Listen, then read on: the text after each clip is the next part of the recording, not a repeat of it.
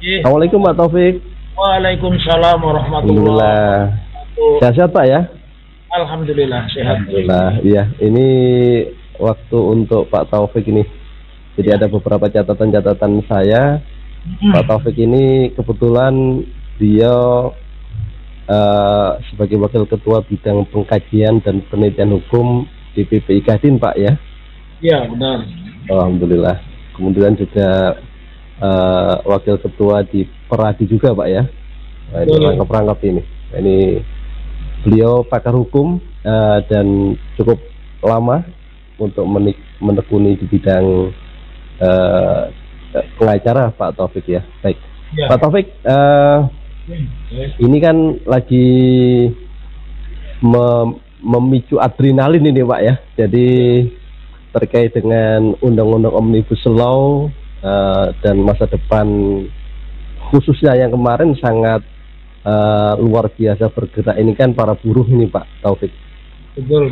Nah, di sisi yang lain ternyata undang-undang ini saat sudah disahkan, tapi ternyata ada perubahan-perubahan ini Pak Taufik. Ya, kalau ditinjau sisi hukum nih Pak Taufik ya. Jadi apakah dibenarkan ini apa itu mekanisme seperti ini? Itu yang pertama. Yang kedua, apa benar nanti ini bahwa undang-undang Omnibus Law kedepannya ini bisa dalam tanda kutip ini Pak ya, merugikan para buruh dan menguntungkan para investor? Silakan Pak Taufik.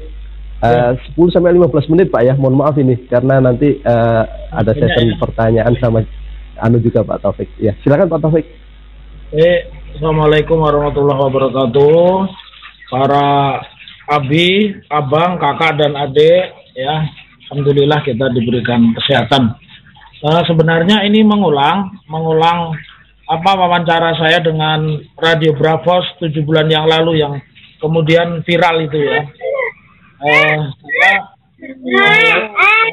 dari 3 hal. Pertama, memang di dalam praktek usaha itu perlu apa yang disebut sebagai deregulasi atau menyederhanakan peraturan begitu ya. Nah, oleh karena itu kalau tadi disebutkan oleh Dr. Fahmi dengan filosofinya yang begitu lembut ya, maka kita melihat sebenarnya awalnya Omnibus itu bagi yang berpandangan positif itu kan memberi begitu harapan banyak tentang positifnya Omnibus Law, antara lain memperlancar birokrasi yang memang birokrasi kita ini rumit ya, kemudian mempermudah lapangan kerja, dan karena Omnibus Law ini positifnya awalnya adalah untuk deregulasi dan otomatis menghilangkan pungli dan menghilangkan pungutan yang lain. Nah, namun di sisi lain beberapa kekhawatiran itu justru akan muncul karena pada akhirnya pemerintah pusat ini berpotensi melakukan penyelewengan karena deregulasi beberapa aturan yang harusnya cukup dilakukan di daerah semua diambil alih oleh pusat. Itu kelemahan-kelemahan utama. Kemudian sebelum kita bicara tentang substansi apa itu Omnibus, kita bicara dulu proses pembentukan hukum ya, lawmaking prosesnya. Biasanya sebuah undang-undang apalagi menyangkut hajat hidup orang banyak itu selalu dimulai dengan 2 hal. Satu, pembuatan naskah akademik. Kemudian yang kedua, ada upaya naskah akademik ini dibawa ke ruang yang lebih luas namanya public hearing. Nah, tetapi di 2 proses ini nampaknya Omnibus Law ini tidak melewati itu ya. Kemudian yang ketiga, kalau kita bicara kejanggalan, yang namanya undang-undang itu punya naskah yang disebut original intent. Nah, pertanyaannya sekarang, kalau ada orang kemudian ditangkap menyebarluaskan Omnibus Law. Nah, padahal dia ada 5 dan mungkin 6. Kalau yang saya pelajari pertama 7 bulan yang lalu itu lembarannya jumlahnya 1028 lembar ya, 1028 lembar. Jadi maka menjadi sebuah keniscayaan ketika tiba-tiba orang dianggap menyebarkan hoax-hoaxnya yang mana begitu, karena ada 6 versi. Kalau kita bicara dari kacamata pidana, pendekatan positivisme, asli itu pasti satu begitu. Nah, dan kita susah menemukan mana yang original intent ya. Nah, oleh karena itu di kesempatan yang sangat pendek ini saya akan memaksimalkan ya bahwa ada fase-fase penting yang harus dipahami dulu. Pertama kita bicara dulu tentang Omnibus Law. Itu kalau di Amerika disebut Omnibus Bill juga ya. Nah, uniknya bedanya Indonesia dengan Amerika, di Asia punya ya. Iran itu juga memakai Omnibus Law. Ya. Cuman bedanya Amerika dengan Indonesia, Amerika memerlukan waktu 5 tahun sosialisasi sampai kemudian legislasi. Nah, kita cuma 100 hari. Dahsyat ini, luar biasa ini. Pakar-pakar legislator kita ini mungkin luar biasa itu ya. Luar biasa pintarnya begitu ya. Nah, Amerika negara yang super modern itu membutuhkan waktu 5 tahun dari proses legal drafting, kemudian public hearing, sampai kemudian legislasi. Nah, pertanyaan berikutnya sebenarnya konsep apa itu namanya Omnibus Law atau Omnibus Bill ini lebih cocok di negara yang menganut paham common law, sementara kita ini civil law ya, karena kita ini jajahan dari Belanda, jadi kita lebih cocok civil law. Nah, pertanyaannya kenapa kita memaksakan membuat Omnibus Law? Karena mereka berkepentingan tadi yang disebutkan di pengantar tadi, Bapak Fahmi tadi, beliau menyebutkan bahwa ini peran dari kapitalis, unsur sekulernya besar. Memang benar, di penyusunan undang-undang ini memangkas hampir semua birokrasi, dan awalnya itu adalah untuk membunuh wabah-wabah korupsi dalam pemberlakuannya. Tetapi di dalam prakteknya, kita harus lihat ya, di dalam prakteknya, Omnibus Law ini yang kalau saya bicara letter luck-nya itu adalah undang-undang besar yang mengangkut undang-undang yang lain. Ada sekitar 97 undang-undang yang nanti tidak akan berlaku, dan yang secara hukum sangat parah ya. Peraturan pemerintah ini bisa mengubah undang-undang. Ini sesuatu yang menurut saya secara keilmuan tidak masuk, dan itu cacat konstitusi. Gimana kita bisa lihat? Undang-Undang nomor 12 2011, junto Undang-Undang 15 2011 tentang pembentukan peraturan perundang-undangan disebutkan di pasal 170. Ya, dalam rangka percepatan pelaksanaan kebijakan strategis cipta kerja, maka dengan undang-undang ini pemerintah pusat berwenang mengubah ketentuan dalam undang-undang dan atau mengubah ketentuan undang-undang yang ada di dalam undang-undang ini. Jadi menurut saya kalau anggota DPR ini benar-benar membaca itu ya, saya yakin mereka tidak akan pernah mau meratifikasi karena hak dasar mereka untuk menyetujui itu sudah dihapuskan, cukup berada di tangan presiden. Jadi sebuah keheranan begitu, kenapa anggota DPR begitu mudah mensahkan. Padahal salah satu unsur terpentingnya itu mereka itu kewenangan sudah dipangkas. Karena yang namanya parlemen dengan pemerintah ini kan harus joint operation ya. Jadi ketika membahas undang-undang itu harus ada kerjasama antara DPR dan pemerintah. Nah, di fase ini tidak ada. Saya jadi heran itu. Makanya anggota DPR kita ini paham apa enggak. Kemudian dalam sisi usaha, dampak negatif pembentukan Omnibus Law itu, satu, bagi usaha mikro ini khususnya UKM ya, itu makin kecilnya marketplace ya, kemudian ketergantungan konsumen terhadap brand hyperbase, itu akan memaksa UKM ini melakukan plagiasi, karena yang punya akses informasi, akses modal, akses hukum, akses kekuasaan adalah perusahaan-perusahaan besar ya, kemudian akan memunculkan persaingan dagang yang tidak sehat. Dan otomatis daya saing yang UMKM ini akan tertinggal ya. Kemudian bagaimana dengan buruh dan khususnya klaster ketenagakerjaan. Satu hal bahwa undang-undang RUU Cipta Lapangan Kerja yang masuk di dalamnya Omnibus Law ini tidak memberikan kepastian tentang job security. Jadi kepastian pekerjaan itu apa ya? Karena hampir semua pekerjaan boleh dilakukan outsourcing. Kemudian tidak pula ada kepastian tentang pendapatan atau salary security.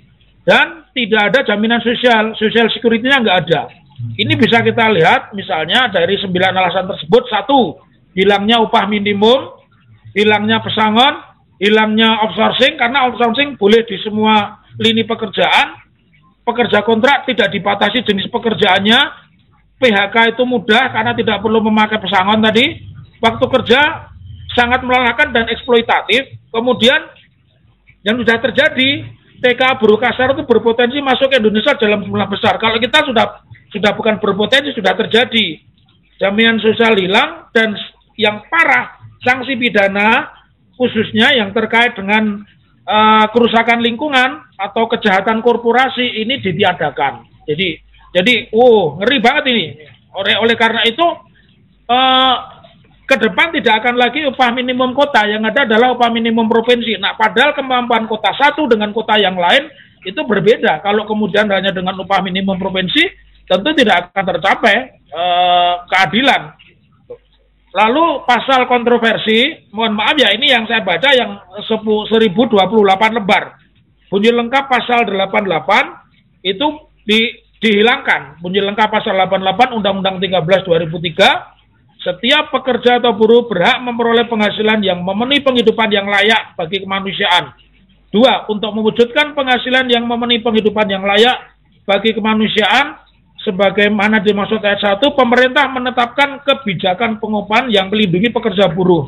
Kemudian, kebijakan pengupahan yang melindungi pekerja atau buruh sebagaimana dimaksud ayat 2, antara lain upah minimum, kerja lembur, tidak masuk kerja karena berhalangan, cuti haid, hamil, dan seterusnya, tidak masuk kerja karena kegiatan di luar pekerjaannya, misalkan saudaranya meninggal, dan sebagainya, upah karena menjalankan hak waktu istirahat kerjanya, bentuk dan cara pembayaran upah, ya.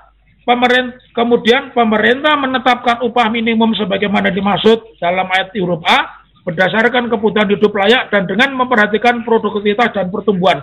Nah, itu dirubah. Nah, ini dirubah itu. Dalam RUU Cilaka atau Undang-Undang Cipta Lapangan Kerja pasal 88 dibahas sebagai berikut. Setiap pekerja atau buruh berhak atas penghidupan yang layak bagi kemanusiaan.